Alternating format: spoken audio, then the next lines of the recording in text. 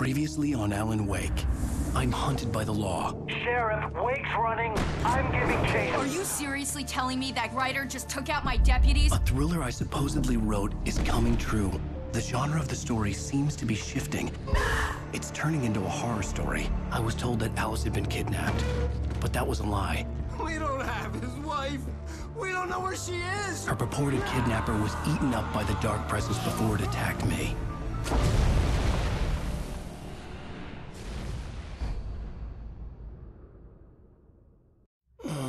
Alan, shh, baby. It was just a nightmare. Alice. There you go, Alan. Hartman. I fell. I had to give you a sedative. Don't fight it. You went through another rough period. What? Right now, it's very important that you stay calm. We don't want you to have another episode. You're a patient at my clinic. Have been for a while now. The shock of your wife's death triggered a mental illness. No, you lie. You're suffering from various symptoms of undifferentiated schizophrenia. Bastard. It's okay, Alan. Just let go.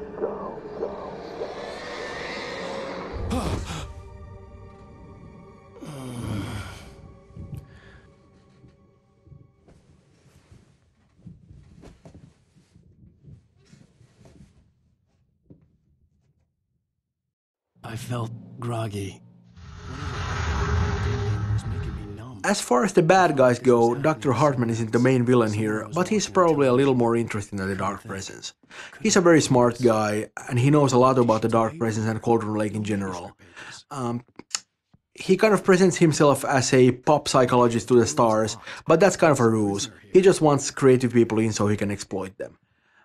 With Wake, of course, he resorted to a little more drastic measures. He pretended to have kidnapped his wife, fished him out of a lake, tried to convince him that he was schizophrenic, and it doesn't end very well for him, but, it's a valiant effort anyway.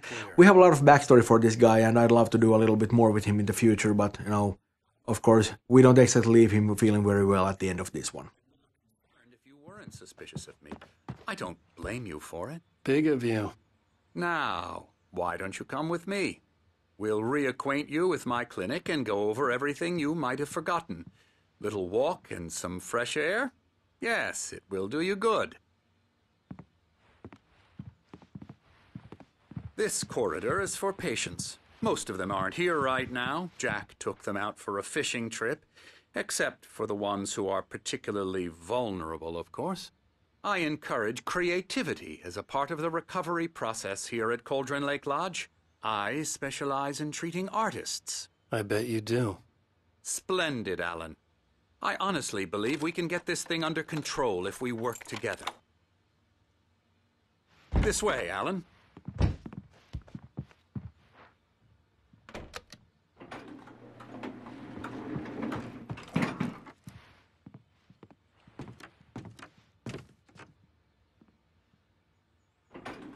Now, Alan, from past experience with you, I know I need to get right into the heart of the matter as quickly as I can after an episode.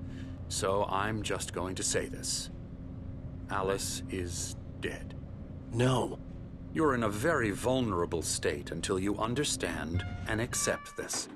Alice drowned, and you couldn't face that. You're suffering from hallucinations, paranoid delusions, unusual thinking, an obsession about light and darkness, a feeling that everything revolves around you, your thoughts and dreams. Your mind has constructed an elaborate fantasy scenario in which your writings are affecting reality.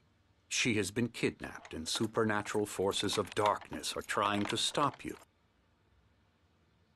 We go this way, Alan. I wasn't ready. Cauldron Lake Lodge is the residence and place of practice for Dr. Emil Hartman, who uses it as a sort of a nursing home and also a place of inspiration for artists he treats there.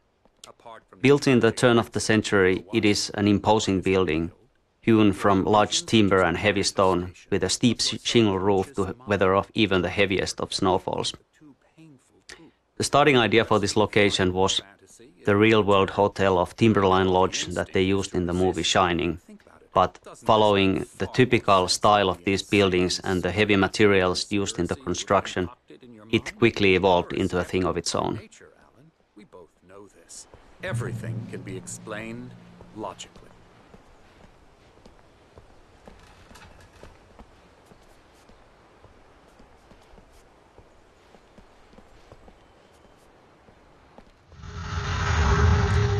Story-wise, the most important location in the game, Cauldron Lake, is inspired by the real-world location of Crater Lake in Oregon.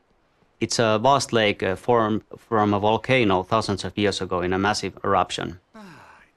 It's truly a breathtaking place that anyone interested in such things should definitely visit. In the game, the location, this Cauldron Lake, has actually had two notable eruptions. One that originally formed the lake, and then another which took down a small island in it, along with its cabin and even a person, a diver called Thomas Zane. The place is said to hold an ancient power, and it's not without reason, as you will find out playing the game. This way, follow me. Alan, what I'm telling you is good news. Right now we're in control. Every time you have a relapse, it gets more and more difficult to resurface from the dark depths of your imagination. Not surprising, considering your profession. Imagination is what you work with. After all your nightmares, this should come as an immense relief to you. If it doesn't, why is that? Because I'm lying? Or because you don't want to admit that you're not well? It's very natural for you to think of me as your enemy. It's part of the illness. I let him talk. After all, Hartman obviously loved his own you voice. out of the His world words you've echoed constructed for madly yourself. inside my head. But I I can't dug my do it nails by into the palms of my myself. hands to stay You need focused. to work with me. Once you accept that, we can begin the journey towards your recovery. Come along. Let's go inside.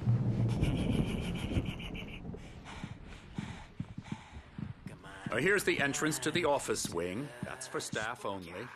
You were impressed by my trophies. Scary, scary, scary. Wars, man versus nature. It's wonderful stuff. Pretty damn wonderful, yeah.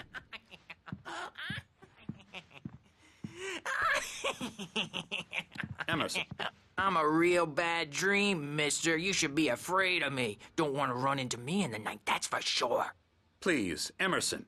Mr. Wake is confused enough as it is. Yeah, you'd like me to go away so you won't be scared. But you can't just decide what kind of dream you have or when you have it. Emerson. Okay, sorry. Boo. That's Emerson. We're actually making some progress with him, I'm happy to say. He works on video Elbow games. strike. Ooh, It's yeah. trash, of course, but it does involve Get some him to the head. small creative effort, which makes him receptive to my therapeutic methods. No kidding.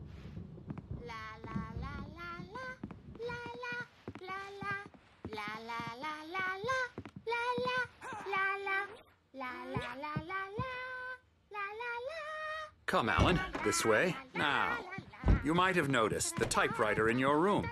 You've been writing as a part of the therapy. As soon as you feel up to it, you should continue.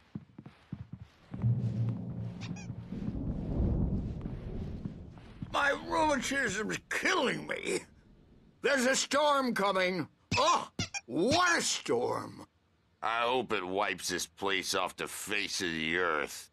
And these two are the Anderson brothers, Odin and Thor. They had how should I put this? A heavy metal band in the 70s and 80s called Old Gods of Asgard. They even adopted new first names to complete the image of Viking gods. After the band broke up, they lived on a farm nearby. They are, well, in advanced stages of dementia. They're well cared for, TLC and all that. There's nothing more that can be done. I'm afraid that the rock and roll lifestyle has left its mark. Oh, that won't do. I'm so sorry to cut this short for now, Alan. The power has been acting up. I'd better go check on it. We'll continue this soon. Meanwhile, when you feel up to it, return to your room and try to write. It really is for the best. Don't you think?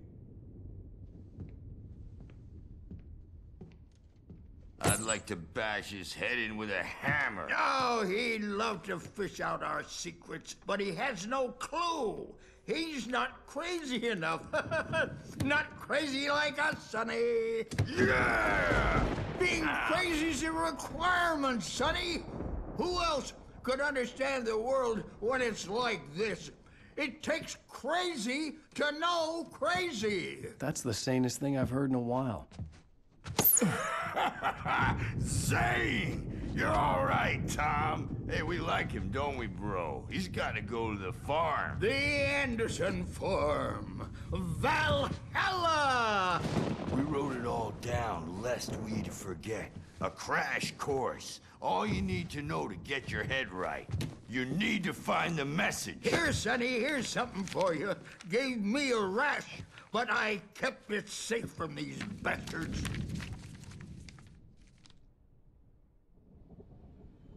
My head was clearing up, or according to Hartman, I was sinking back into the fantasy. I was convinced he was lying to me about everything. Crazy or not, the Andersons made more sense. Zane could feel the poems, taking form, shaping things. As he experimented, he imagined he could almost feel the power surging through the keys of the typewriter. It exhilarated him. But there was fear, too. If not for his young assistant, Emil, he would have given it up. But Emil convinced him otherwise. He, too, had a way with words. Tom, got any booze on you? Tom just lost his own. Claire, Dr. Hartman was worried about the power again. He's checking on it now. Yeah, good thing he's not or anything. Well, he's the boss. I may need a hand here later on, Birch. Something's wrong. You know who I'm not myself. It's hard to think. There's a shadow inside my head. I can only focus on writing. Everything else is a blur. I'm trapped in this cabin. Have been for days, but it's always dark outside. My editor is real. I saw her again. She's not human. It's not human. A dark presence is wearing the old woman's face. She was covered in clinging shadows. There's a hole in her chest where her heart should be. I think I've made a horrible mistake. I don't think I'm any closer to saving Alice. It's been lying to me, using me to get the story it wants, and the story will come true.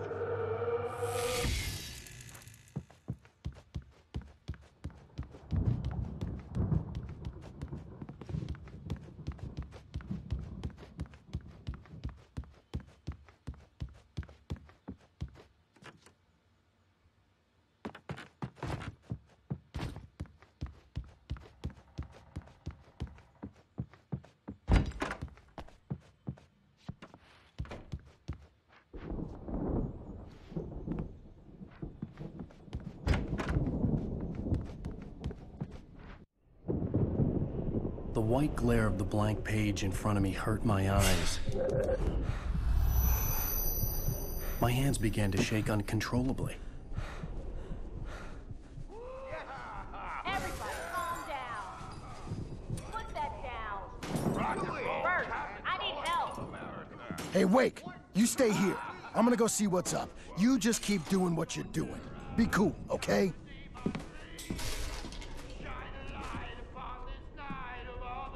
I didn't know what the chaos was all about, but it could be my only chance of getting out of here. Here's a friendly poke from Mjolnir, wench. Oh, afraid of the crazy brothers, are ya? Not so weak now, are we? Well, things are unraveling fast, aren't they? Ha ha! Nah!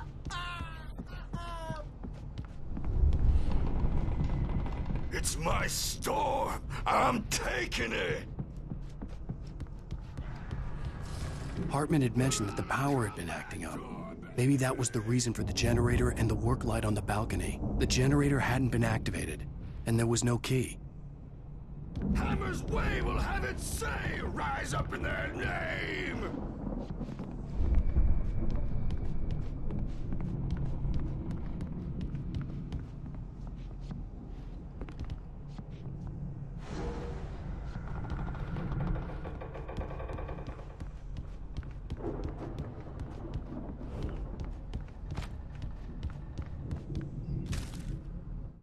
Hartman kept talking, giving Barry the grand tour, clearly proud of the place.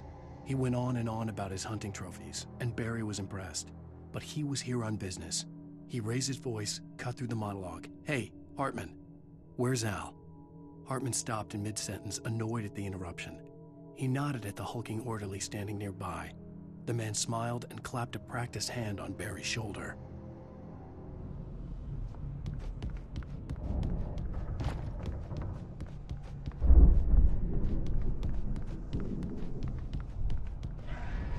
Sinclair looked bad. That wasn't a love tap. The crazy old fart hit her hard. If she was one of Hartman's goons, she had it coming. I could get the key to the office wing from Sinclair. Come out and I had to get to Hartman's office. He had taken all my manuscript pages. That's where he'd been keeping them.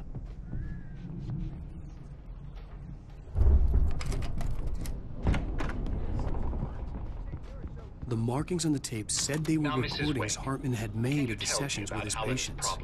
I saw Alice's name on one of them. For a moment, I couldn't breathe right. He's so angry all the time. He's getting violent. Do you mean with you? No, not with me. No, never. Sometimes I almost wish Alan would take a swing at me, because at least that lead to a conversation he couldn't just march out of. But no. Alan doesn't really sleep. And the work, well, he's not writing at all. He sits there for hours and just gets more and more frustrated. And I can't talk to him. Yes. Tell me, Mrs. Wake. What would you say to him if he'd listen? I don't know.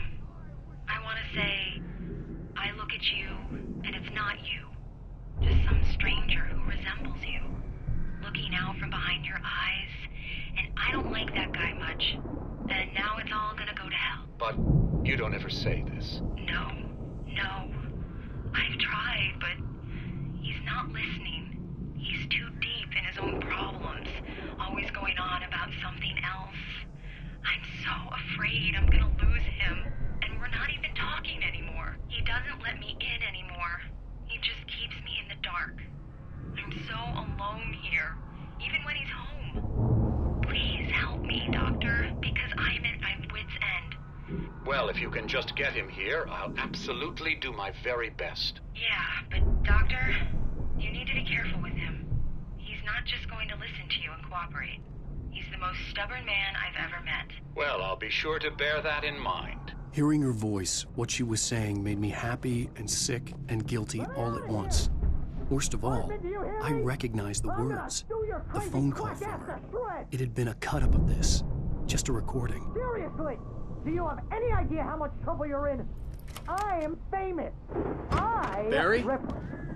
Al! About time! Barry! Man, am I glad to see you. We need to get to Hartman's office.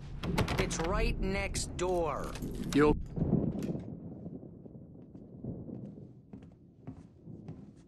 These were all the pages I had on me. And more.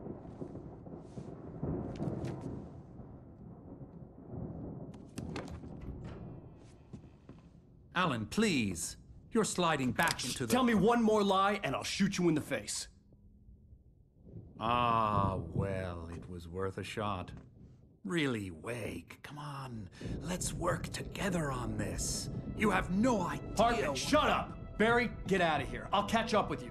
Get a car. Oh, Al, let's just... Go! Wake, listen to me. This is a mistake. Don't you see?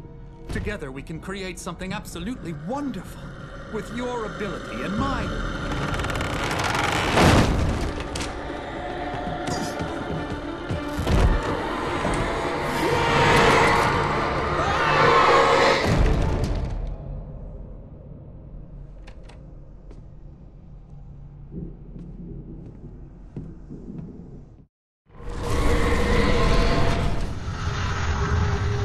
The Haunted House sequence went through a lot of iterations during development. We had as extreme routes as Alan Wake actually going behind and below the lodge on the mountain cliffs and fighting against possessed patients. Eventually it was great that we focused on the poltergeist events because it allowed us to create a nice chain of smaller, light-based puzzles, and it also wrapped up really nicely with the big poltergeist fight in the main yard.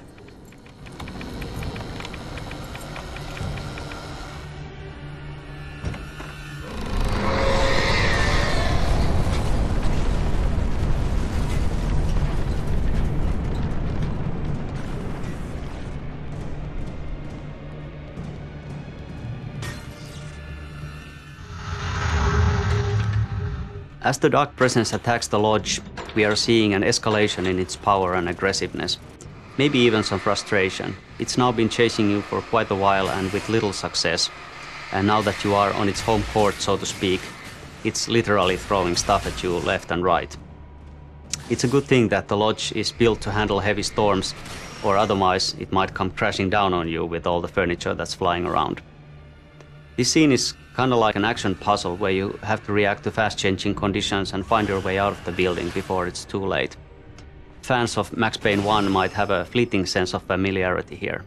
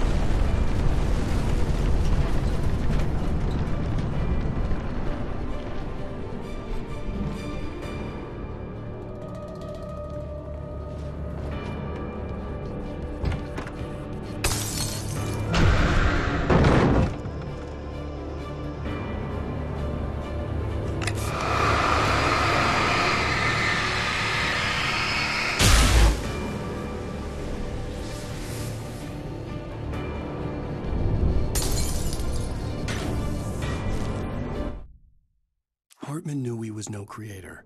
He had no ambitions on that front.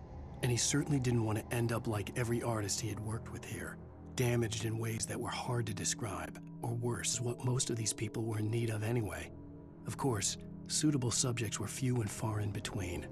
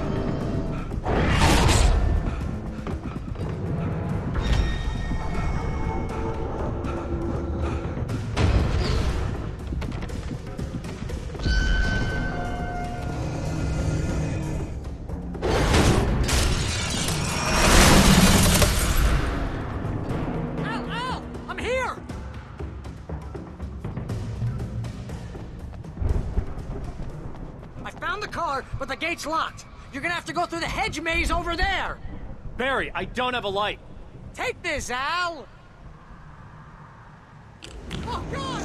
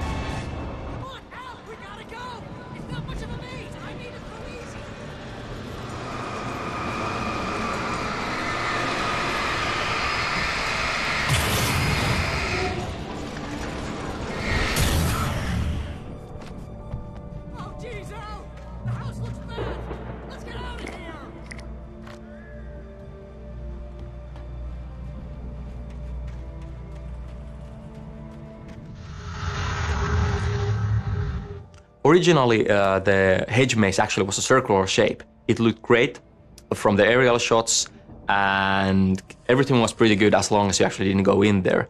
But playing a maze with all the corridors in various curves just didn't really work, and we then went with this more traditional setup.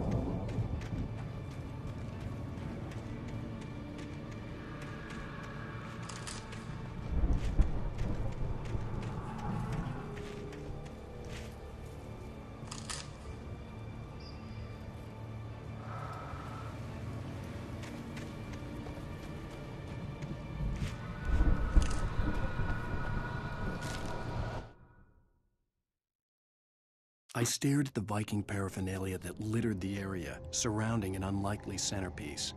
A full-size stage complete with an impressive sound system with all the trimmings, including a dragon. It took a special kind of crazy to build something like this in a remote field.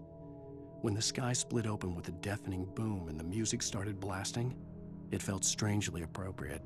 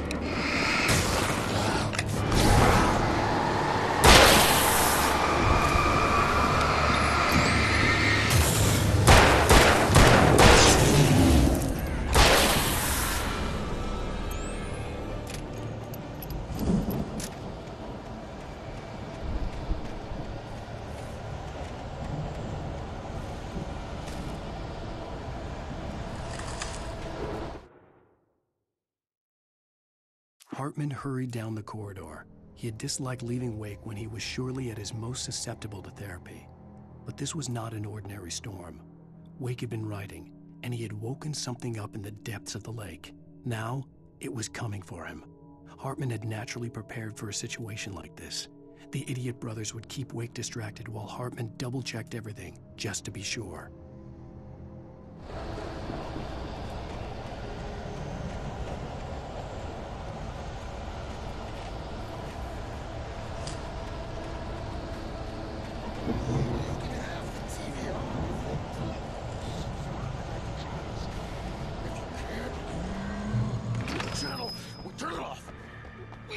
Fighting it makes people sad.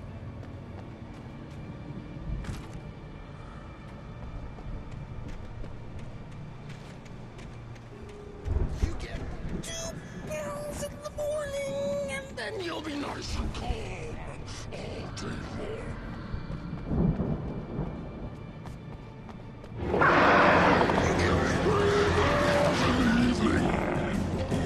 And then you'll sleep like a baby.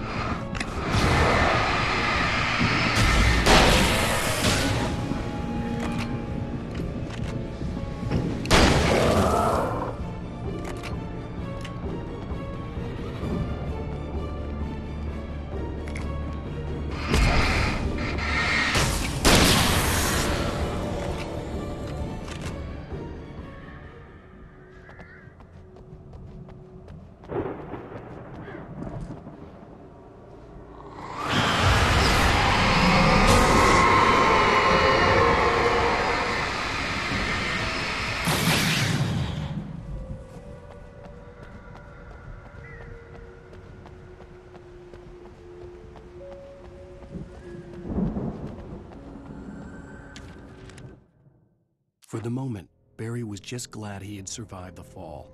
He had been separated from Al, and there was no easy way to climb back up. He told himself he'd be okay in the gloomy forest at night. He would just have to wait for a while for Al to find his way down. Barry turned when he heard the heavy footsteps and saw the movement. The man-shaped shadow lunged at him from the bushes, an axe held high. Barry screamed and threw up his hand. The world exploded.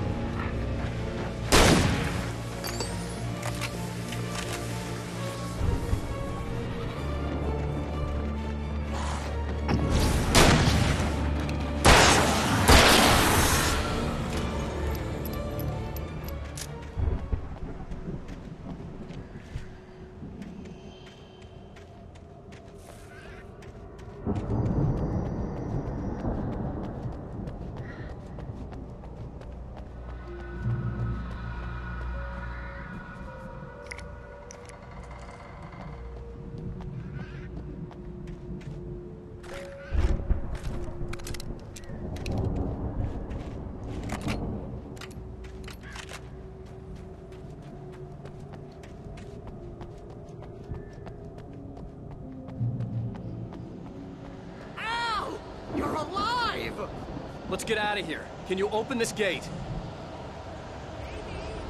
Barry!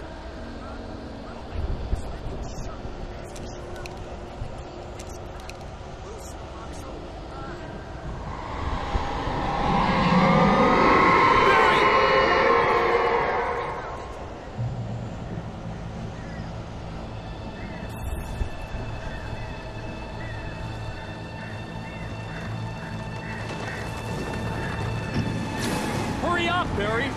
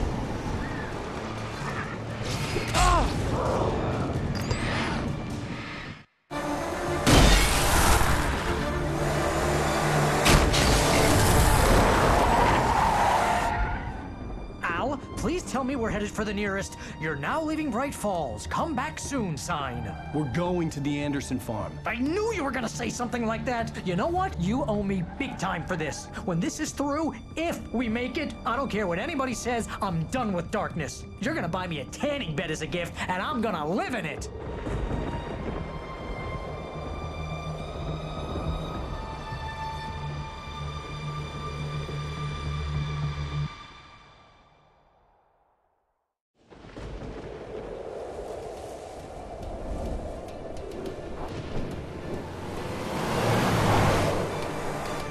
I'm crazy, but that's fine, Barry. Oh, you got that right, Al. You're barking mad. You are by far the craziest... But maybe that's inevitable when you deal with crazy stuff like this. It helps. This is happening, Barry. Alice, they never had Alice. She's trapped in the darkness at the bottom of the lake, but she's not dead. Al, how can you know that? I know, Barry. I can... Al, No, listen. I can bring her back. I can find her. There's something special about this place. The lake, it does something to the works of art created here. It makes them come true. But there's a catch. The dark presence, whatever that thing is, twists it to its own ends. That's why all of this is happening. It's using my manuscript to take over everything. Al, I believe you. It happened to Thomas Zane before, it happened to the Andersons. I believe you. Crazy or not, you're not delusional. Weird shit's going down. That's a fact. I'm on board, man. I'm with you. The Andersons knew about it, but they were too far gone to tell me with all the drugs they were on. But they wrote it down. There's a message somewhere at their farm, Barry. We just need to find it. Look out!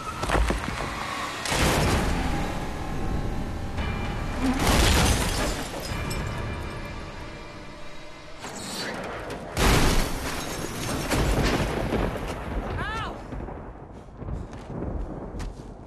God damn it, Al! Talk to me!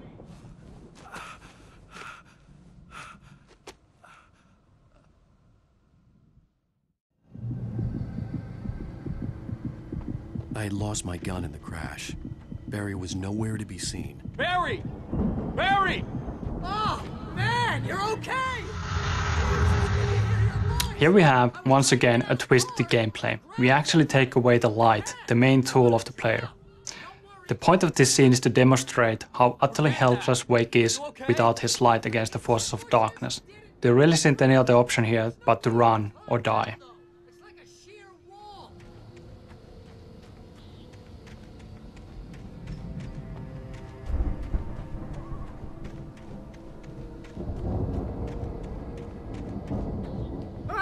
Al! There's something moving down here! Barry, it's a taken! Use a flare, Barry! Oh! Yeah! Barry, are you all right? I'm good, Al! I'm great! Guess you never messed with anyone from New York City before, huh?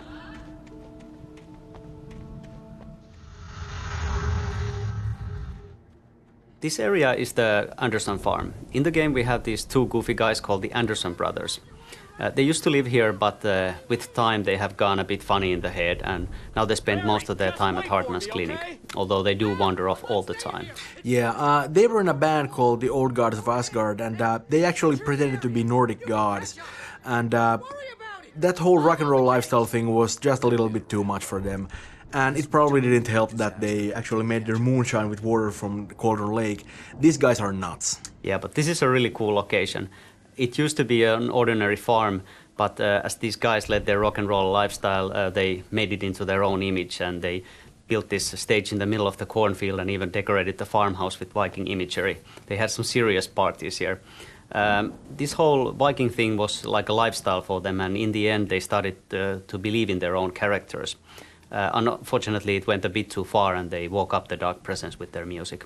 Yeah, this all took place not long after Zane had managed to put the Dark Presence down in the first place, and the Dark Presence really messed with their heads. That's another reason why they're so crazy. And eventually they managed to put it back down, but unfortunately they didn't really do a very good job of it. And I guess that's good, because if they had, then we wouldn't be having a story here at all. That's true. These guys really aren't that good with details. They sort of let the Dark Presence hanging in limbo, kind of like waiting for somebody to come along and put it back into business. Cue Alan Wake. Oh yeah.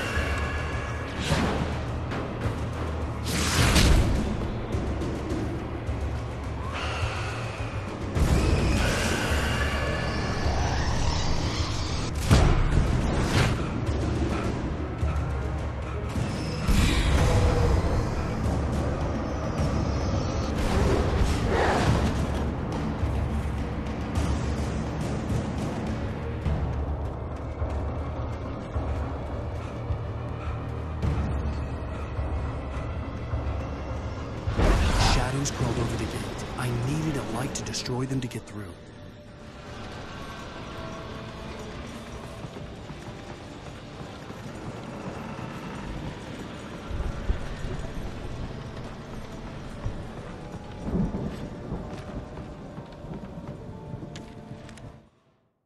Agent Nightingale stared at the passed-out rider. The man was sleeping off one hell of a night. Nightingale felt a stab of envy at Wake's oblivion, but he had a job to do. He put the gun to Wake's head and almost became a murderer. His hand shook and his throat felt tight and dry. Biting his teeth, he tried again to pull the trigger. He lost the nerve. Wake stirred. Nightingale would have to settle for an arrest.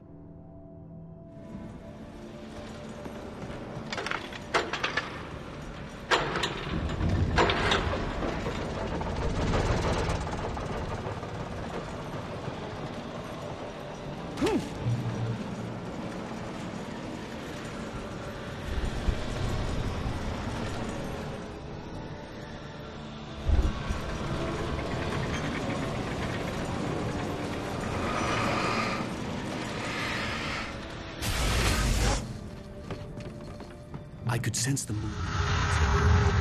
And here the player gets the light back to basics. A good boost, as you know, blinds the enemies and slows them down, and that's the only way to survive through this situation. You still need a weapon to be able to defeat them, so the only option is to continue running.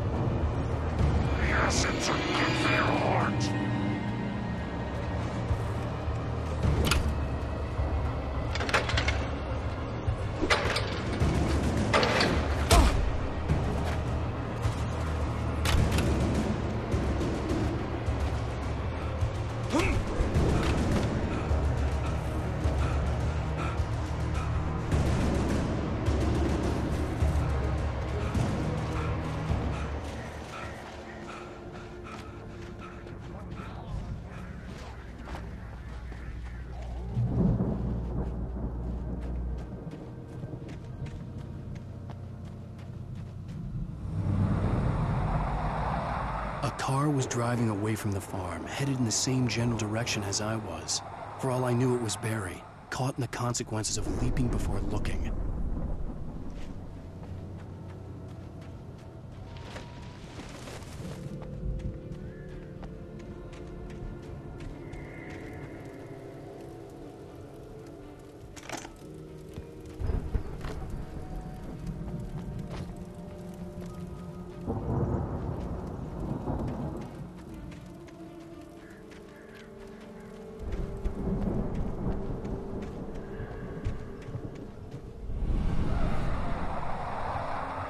The car was heading for the cabin up ahead. It wasn't far. If it was Barry, I would see the damage soon.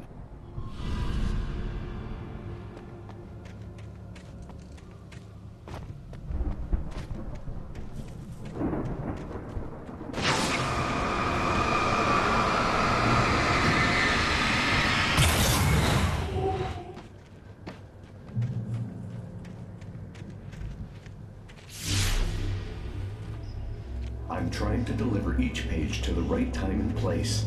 I'm trying to show you how the story goes. I had seen glimpses of the light before. I had seen it in my dream.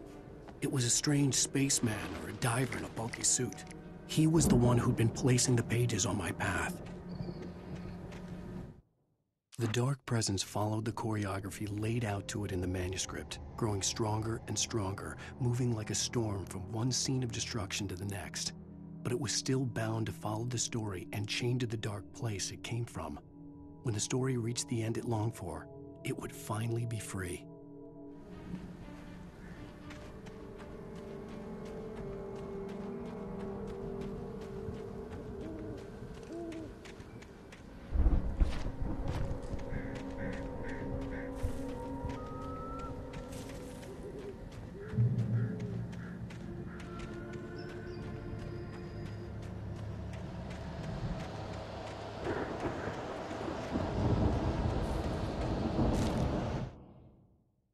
storm raged on as the Anderson brothers walked unsteadily away from the clinic with the other patients in tow, knowing that this time they wouldn't return.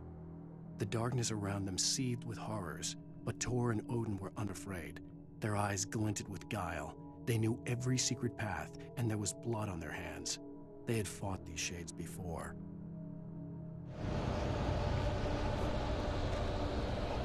Someone had left a gun behind. Now I had a fighting chance of reaching the farm.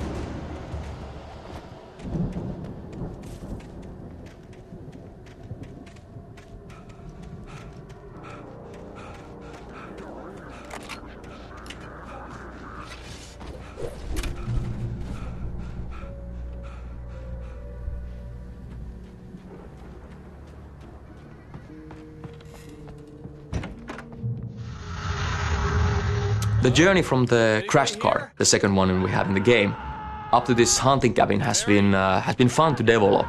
It was really cool to see different things, try different things that work out with Wake being very vulnerable. Originally, we tried giving Wake just less ammunition, less batteries. Then we took the revolver away for quite a long time. And in this final version, you actually start the whole journey without any kind of light source either. The front door was locked.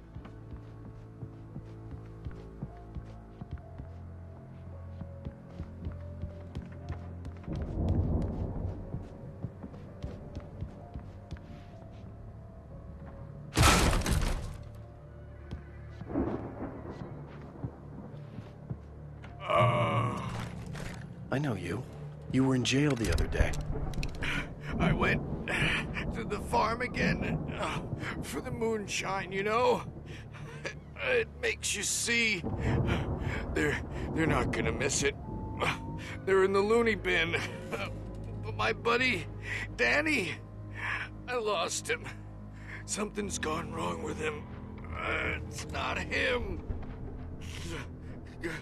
Like a real bad follow-up to a real good movie. The best friend's suddenly the bad guy who wrote this crap anyway.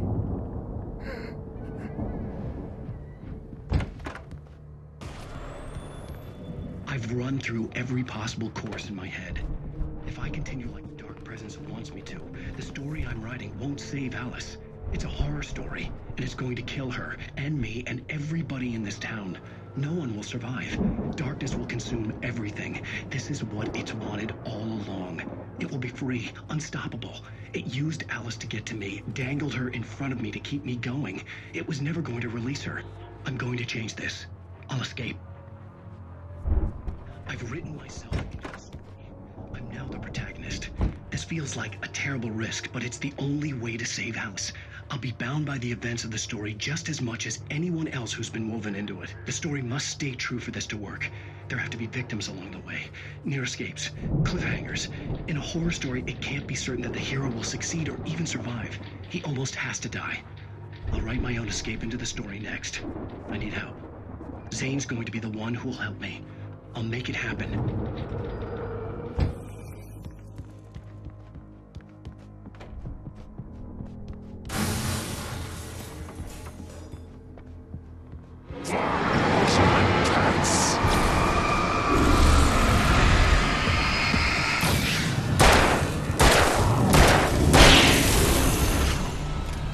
guess. Danny, huh? The farm was still a good distance away. I'd need a car to get there fast. If Barry wasn't up here, he was probably in trouble down The Farmlands area has been one of the most liked areas during early gameplay testing. I think the big element to this is that we have very many different gameplay types during this journey. We just had a very tightly planned, very tightly designed survival journey up to this hunting cabin, and then again now we give the player a car, we give a direction, and we give the player the chance to actually dictate his own pace for a while.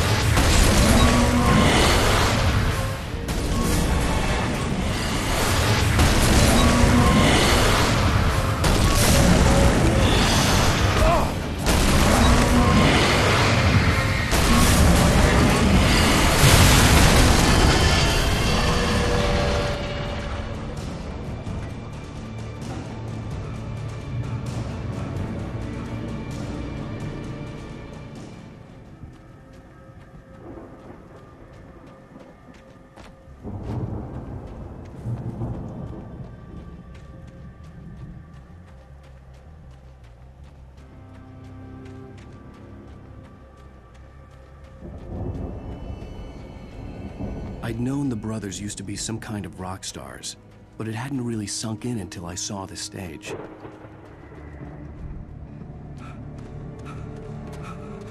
Ow! Run! Incoming! There's too many of them!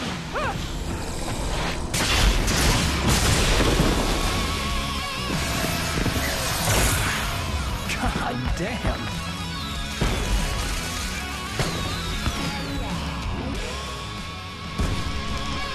I'm so glad you decided to go it alone, Mr. Bronson.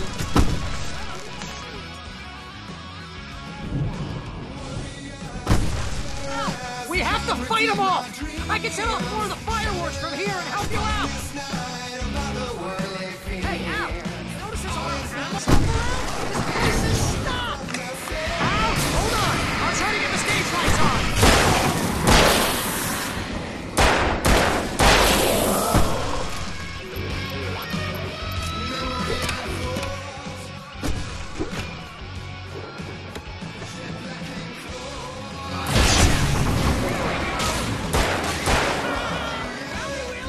Rescue!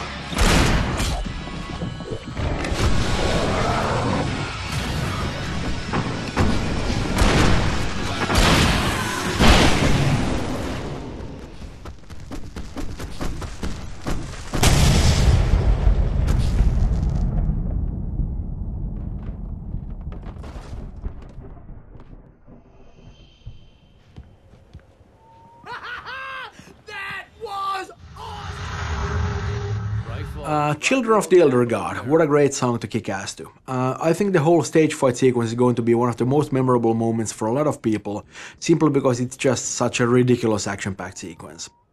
The music is actually by the band Poets of the Fall, who have a long history of collaboration with Remedy. We kind of wanted this to sound like 70s heavy rock, and I think they did a fantastic job of that, and from what I hear, they had a good time doing that too. They also did the other song that you hear a little bit later at the farmhouse, The Poet and the Muse, and that's of course a more of a ballad, but still a very nice song.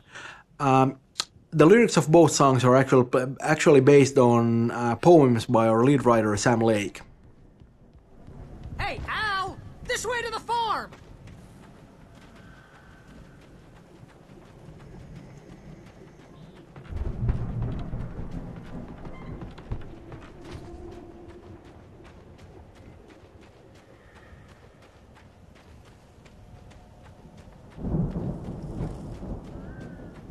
See, bestseller, no reason to worry. Your cutout's good as new, right where I left it. I'll come back for it once we have the place secured. Yeah, that's been my biggest worry all this time.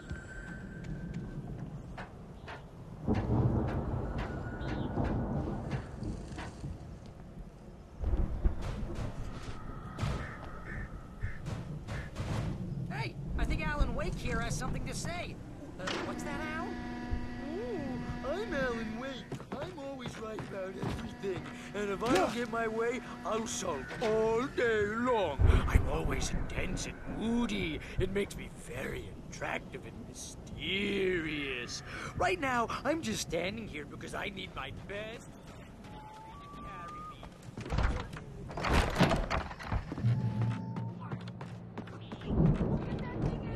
They really went all out with this Viking crap, didn't they? Look at all this stuff. They must have done okay for themselves. So I've never heard of these guys before. And this from the guy who learned about Ozzy Osbourne through reality TV?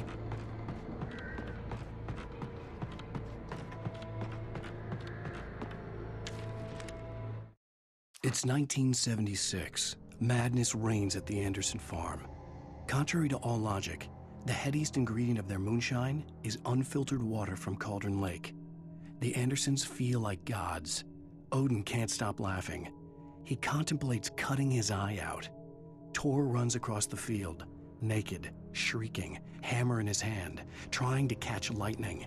Their songs have power. Something ancient is stirring in the depths, coming back.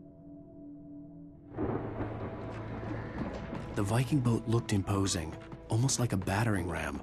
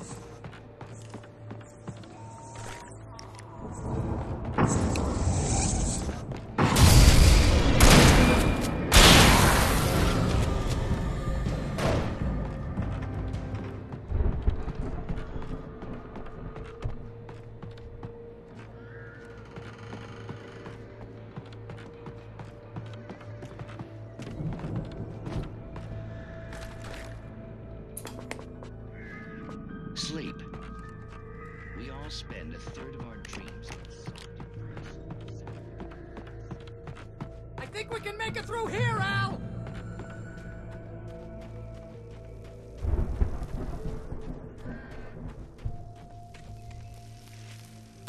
Ah! That's by someone else.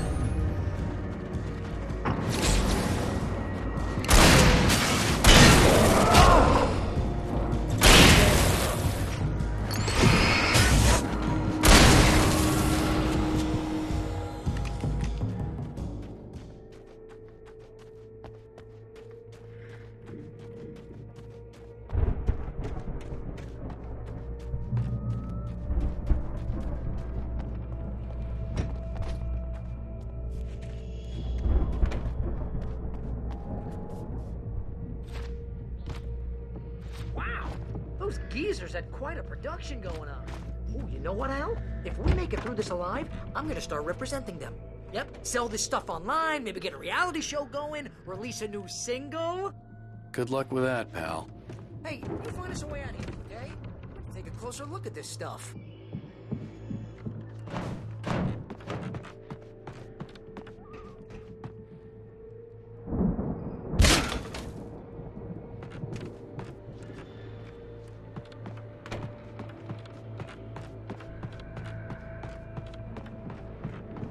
Be careful, Al!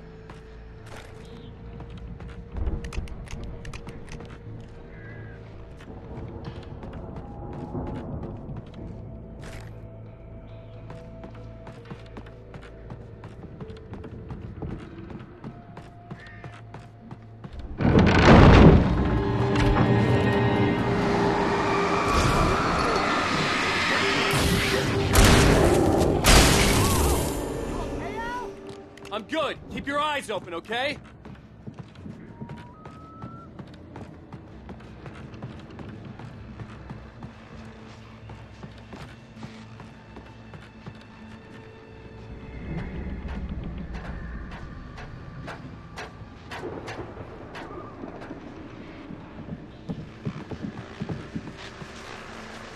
As you regular listeners know, I tend to work through the night. I'm not the only one. Deputies Mulligan and Thornton are taking a moments out of their busy schedule to join me here in the studio. Boys, how busy are you now? Deerfest is almost here, isn't it? I bet that keeps you in business. Pretty busy, yeah. We've been real busy with this stuff. Investigation.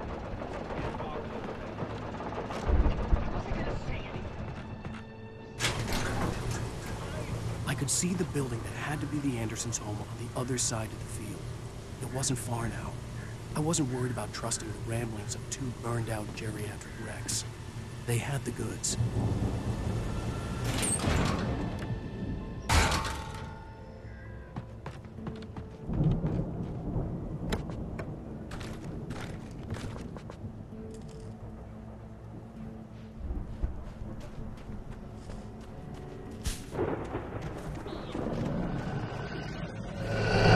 You've got to be kidding me.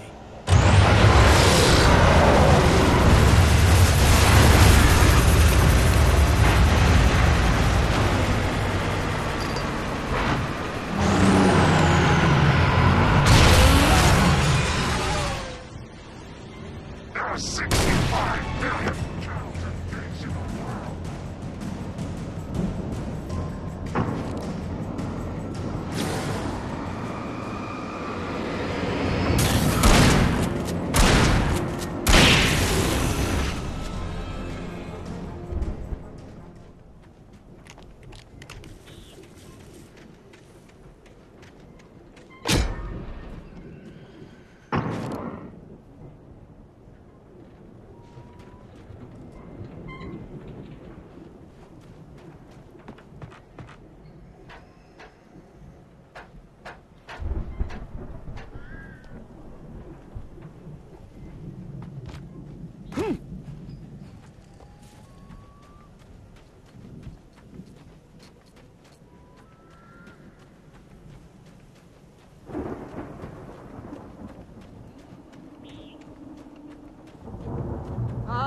Al? Is that you out I there, had to buddy? find a key to get Barry out. Yeah, it's me. Hang on. I'll try to find a key to get the door open.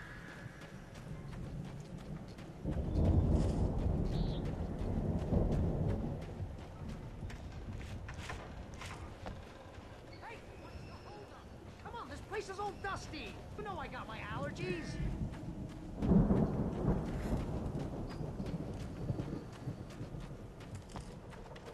Come on, Al, open the door already. Seriously, I don't like it in here.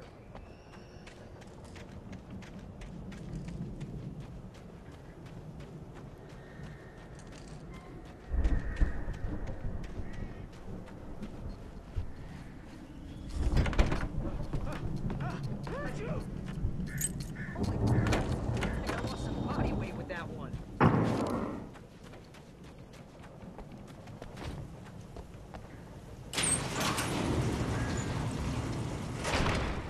Hey, let's go, man.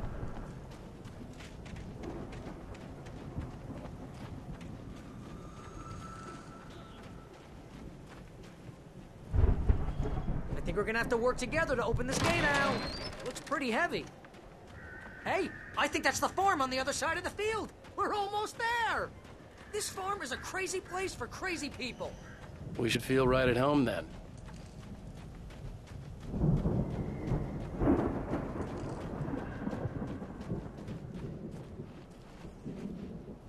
Come on, one more gate. Let's do this thing.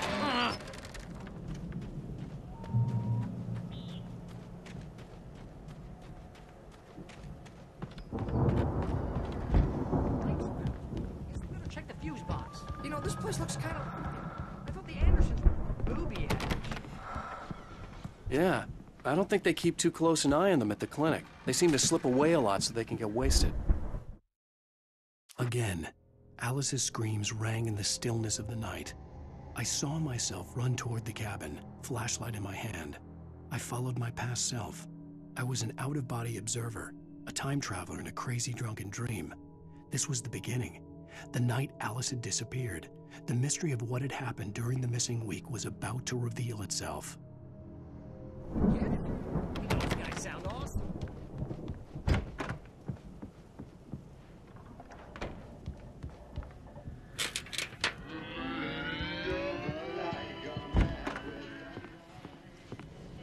Can you hear that, Al?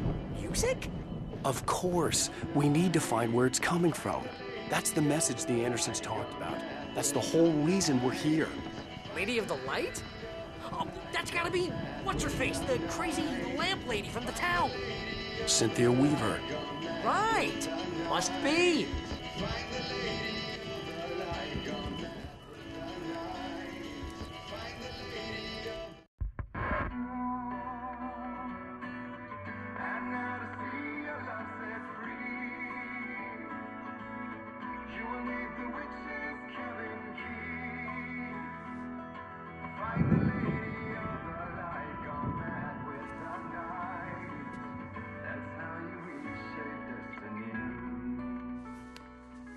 Okay. We need to find Cynthia Weaver. We'll stay here for the night and head back to town as soon as it gets light. Hey, Al. Lots of hours before dawn. Might as well get some rest. And by rest, I mean drunk. Come on, Barry, this is... Yeah, what the hell?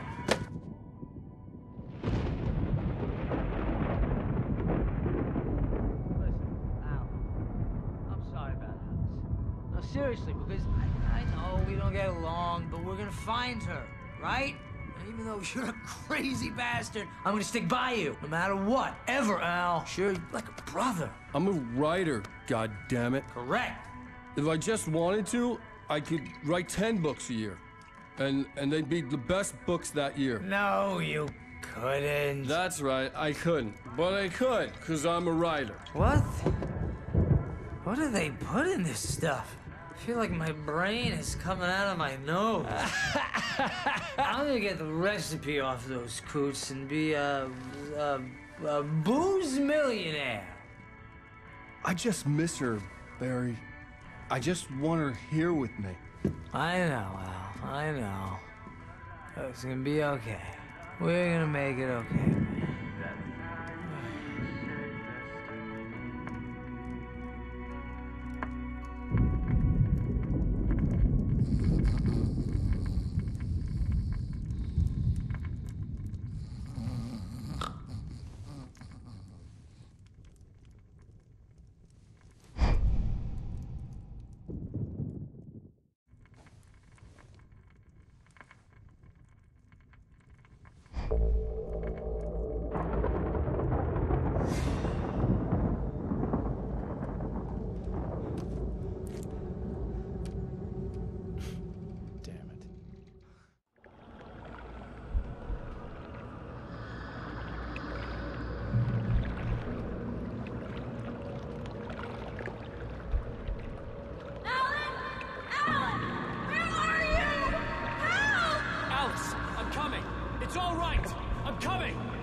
It was a crazy, drunken dream, and yet it was more than that.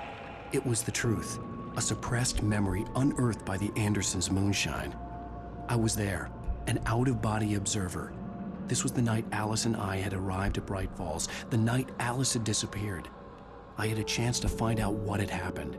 I remembered being surprised to see the cabin dark. Alice would have never turned the lights off. Alice? Alice!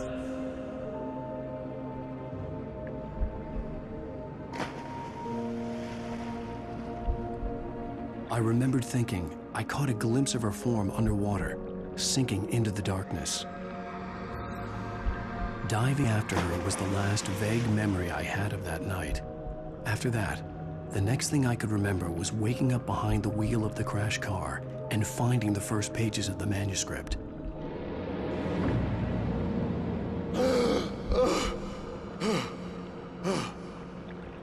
I couldn't find her in all that blackness. I must have thought she drowned.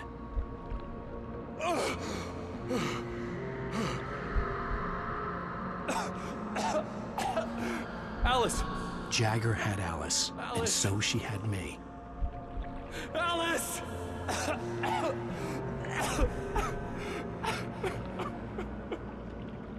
I'd been easy prey.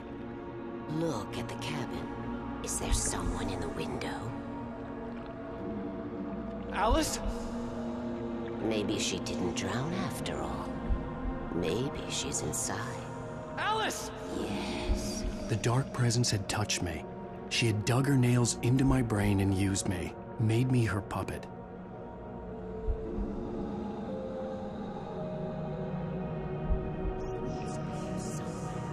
Maybe upstairs in the study. Alice! Yes, that's where she is. You can apologize. Alice! You'll laugh at the whole thing together and put it behind you.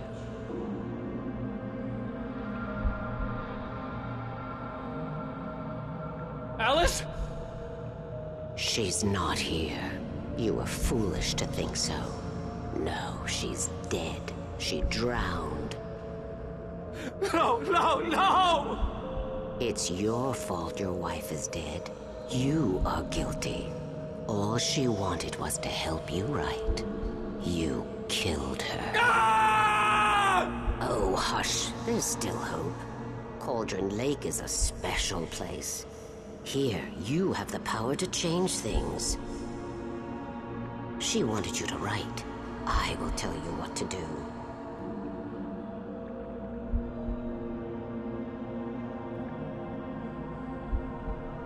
You can write her back. The story will come true, and all will be well again. She had Alice, and the manuscript was the ransom for her.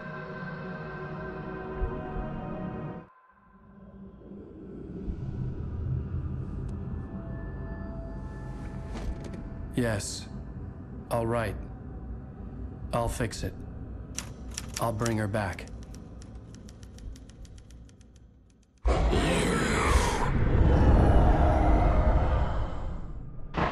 No, I wrote it. I remembered it all now. In the dark, I'd written for days, a week, almost a complete manuscript of a novel entitled Departure. Jagger had been my editor, whispering in my ear, making sure that the unfolding story would make her more and more powerful. I thought I was saving Alice.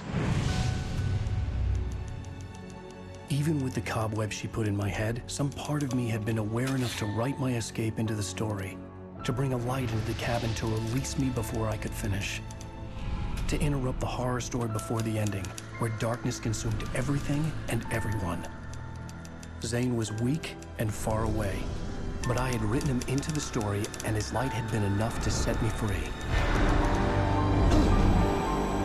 It isn't here now. I'm here because it was written. I brought the light to set you free. You must hurry. It will know I'm here. It will be back soon. It stole the skin of my Barbara a long time ago. She looks so old.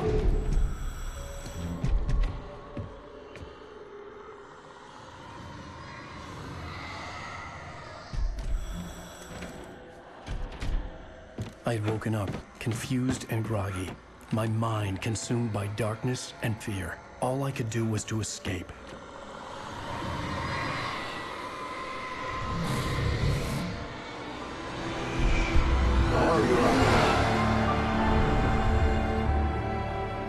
The week spent in the cabin had taken its toll. I was barely conscious and fading fast. It had to have cost Zane terribly, thrown him even deeper into whatever dark place he now haunted. But he had managed to weaken the dark presence, kept me safe that night.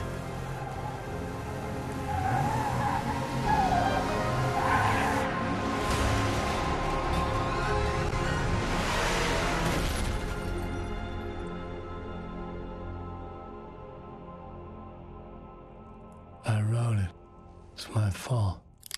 That's right, James Joyce. It's your fault, and you're gonna pay for it.